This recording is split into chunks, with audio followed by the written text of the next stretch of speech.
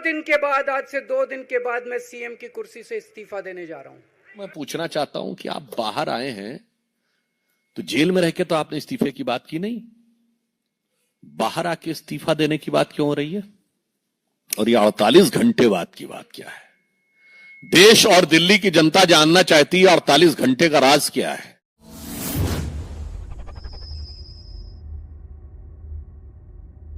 Jail में रह के तो आपने इस्तीफे की बात की नहीं, बाहर आके इस्तीफा देने की बात क्यों हो रही है?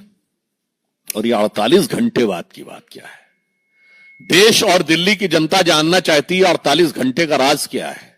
ये 48 घंटे में क्या क्या सेटल करना है, क्योंकि आप देश के पहले मुख्यमंत्री बने हैं जो सर्वोच्च न्यायालय के द्वारा प्रतिबंधित है कि आप कार्यालय नहीं जा सकते, कोई फाइल नहीं साइन कर सकते, जिस मुद्दे में आप आरोपी हैं उस पर बयान नहीं दे सकते।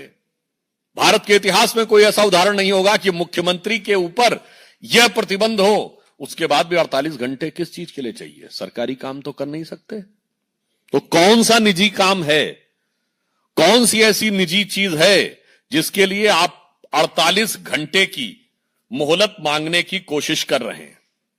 और हम यह भी कहना चाहेंगे, जब केजरीवाल जी ने इस्तीफे की बात की तो हम यह कह सकते हैं कि यह उनके जुर्म का इकबालिया बयान हो गया, यानी आपने मान लिया कि आप पे जो आरोप थे वो इस लायक हैं कि आप पद पे नहीं रह सकते, अर्थात आपके आरोपों की स्वीकारोक्ति है जब आपने त्याग पत्र की बात कही।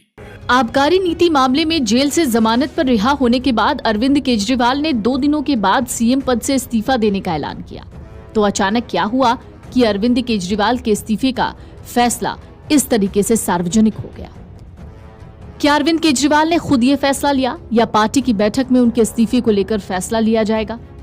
शराब नीति मामले में जेल से जमानत पर रिहा होने के बाद आम आदमी पार्टी के नेता और दिल्ली के मुख्यमंत्री अरविंद केजरीवाल ने सीएम पद से अपने इस्तीफे के ऐलान की घोषणा कर दी। 2 दिन के बाद, आज से 2 दिन के बाद मैं सीएम की कुर्सी से इस्तीफा देने जा रहा हूं।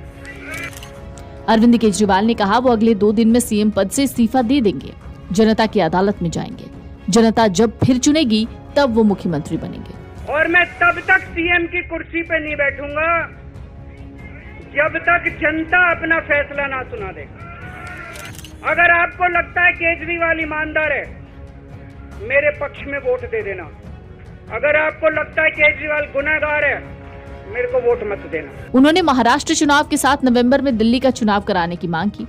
आम आदमी पार्टी के सूत्र कहते हैं कि अरविंद केजरीवाल के इस्तीफे पर फैसला आम आदमी पार्टी के शीर्ष नेताओं की बैठक में लिया गया था। अरविंद केजरीवाल की अगर बात करें तो मनीष सिसोदिया के साथ उनके घर पर एक दूसरी बैठक हुई। इस बैठक में केजरीवाल के इस्तीफे को लेकर अंतिम रणनीति बनाई गई। सूत्र कहते हैं अरविंद केजरीवाल ने खुद पर लगे भ्रष्टाचार के आरोपों को लेकर जेल में ही इस्तीफा देने का फैसला कर लिया था, लेकिन साथ में ये तय किया कि जेल में रहते इस्तीफा तो नहीं देंगे बल्कि बाहर आकर देंगे। शुक्रवार को सुप्रीम कोर्ट ने अरविंद केजरीवाल को जमानत पर रिहा करने का आदेश दिया।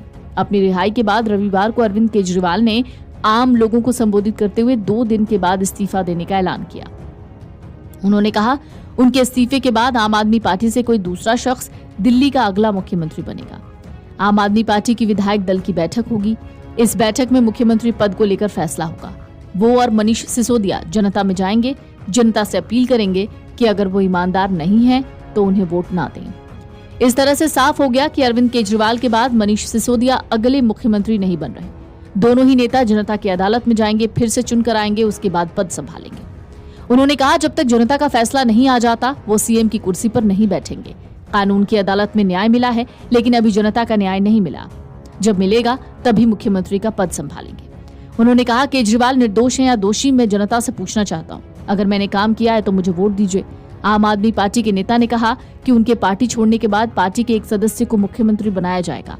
उन्होंने ये भी मांग की कि फरवरी में होने वाले दिल्ली के चुनाव नवंबर में महाराष्ट्र चुनावों के साथ कराए जाएं। लेकिन अब ऐसे में सवाल उठ रहा है कि अरविंद केजरीवाल के बाद अब उनका दिल्ली का उत्तराधिकारी कौन होगा? क्या सुनीता केजरीवाल अगली दिल्ली की सीएम बनने वाली हैं? इस वीडियो को शेयर कीजिए फेसबुक पर, व्हाट्सएप पर, यूट्यूब पर। जल्द मिलते हैं अगले वीडियो में। तब तक के लिए आप सबका इस वीडियो के अंदर बने रहने के लिए दिल से धन्यवाद।